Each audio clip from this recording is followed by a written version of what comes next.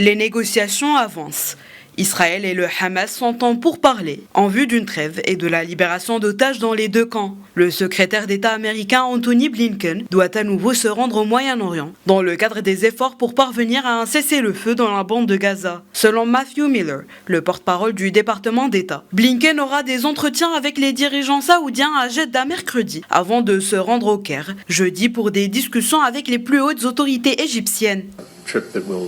En ce qui concerne le voyage que nous allons entreprendre en Arabie Saoudite et en Égypte, l'objectif est multiple. Il s'agit bien sûr d'obtenir un accord de cessez-le-feu et la libération des otages. Comme vous le savez, nous sommes intensément engagés sur ce point chaque jour et nous faisons tout ce qui est en notre pouvoir pour faire avancer les choses et parvenir à un accord. Il s'agit de son 6e déplacement au Proche-Orient, depuis le début de la guerre entre Israël et le Hamas le 7 octobre. Les États-Unis mènent de leur côté une intense activité diplomatique afin de rallier les pays arabes à la reconstruction à Gaza une fois le conflit terminé. Les États-Unis pressent dans le même temps le rallié israélien d'éviter un assaut généralisé dans la ville de Rafah, dans le sud de Gaza. Une opération terrestre à Rafah serait une erreur. Elle entraînerait la mort d'autres civils innocents, aggraverait la crise humanitaire déjà désastreuse, accentuerait l'anarchie à Gaza et isolerait encore davantage Israël sur la scène internationale.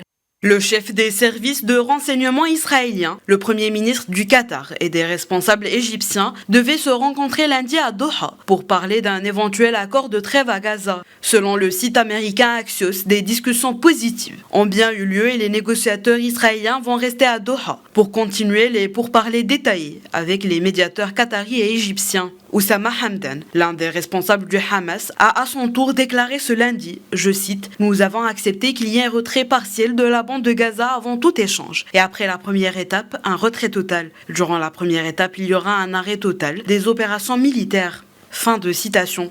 Si des signes de progrès sont remarqués, c'est tout l'inverse sur le territoire palestinien, où 100% de la population subit une insécurité alimentaire grave, selon Anthony Blinken.